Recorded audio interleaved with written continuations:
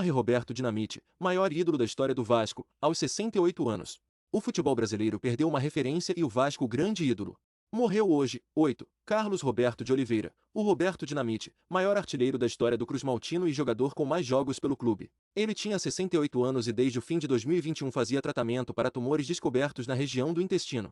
Pelo Cruz-Maltino, Dinamite foi campeão do Campeonato Brasileiro de 1974, dos Cariocas de 1977, 1982, 1987, 1988 e 1992, das edições do Troféu Ramon de Carranza em 1987 e 1988, dentre outros.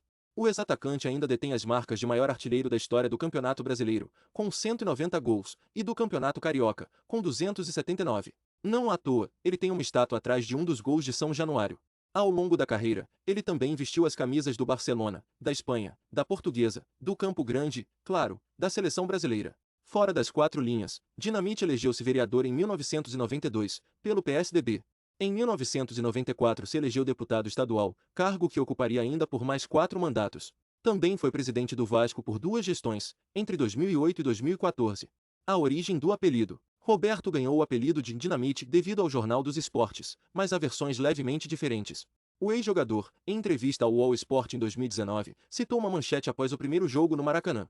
Eu fiz a minha estreia no Maracanã em um jogo entre Vasco e Internacional, no time principal, e aí surgiu o apelido Dinamite. Na época, o técnico interino me levou para a partida no Maracanã e eu entrei no segundo tempo. Peguei uma bola na intermediária, fui levando, dei um corte no zagueiro e bati, um chute forte, de fora da área. Começou. Naquela época, a rede tinha um ferrinho, não era esticada como é hoje. Quando a bola entrou, ela levou a rede, carregou. E um fotógrafo tirou a foto e mostrou para o time do Vasco. O Jornal dos Esportes deu, à época, o garoto Dinamite explode o Maracanã. Desse título da matéria, no jornal já extinto, surgiu o Roberto Dinamite. André Garoni, no livro 1898 em diante, porém, mostra que Roberto já era chamado de Dinamite antes do episódio narrado pelo ídolo vascaíno. Ele mostra trecho de uma matéria do Jornal dos Esportes que citava Roberto, agora chamado de Garoto Dinamite, não recebeu aplausos apenas pelos gols, antes mesmo do duelo com o Internacional. Campeão brasileiro. Dinamite foi promovido ao elenco profissional no início da década de 1970 e se tornou um dos principais nomes do Vasco na conquista do Brasileiro de 1974. Com o faro artilheiro, fez gols importantes e a relação com a torcida cresceu, vieram conquistas com a do Carioca de 77, e a identificação com o clube ficou ainda mais forte com o passar dos anos. Um dos gols que marca uma geração foi marcado em um clássico com o Botafogo, no Carioca de 1976. Na jogada, ele recebeu da direita, matou a bola no peito, deu um lençol no zagueiro Osmar e finalizou com uma espécie de voleio. O gol, aos 45 minutos do segundo tempo, garantiu a vitória vascaína de virada por 2-1 e ficou conhecido como o gol do lençol. Muitos o classificam como o gol mais bonito do Maracanã. Ida para a Espanha e retorno. Em 1980, Dinamite foi vendido ao Barcelona, da Espanha, mas pouco após a estreia, houve uma troca no comando técnico e o brasileiro perdeu espaço.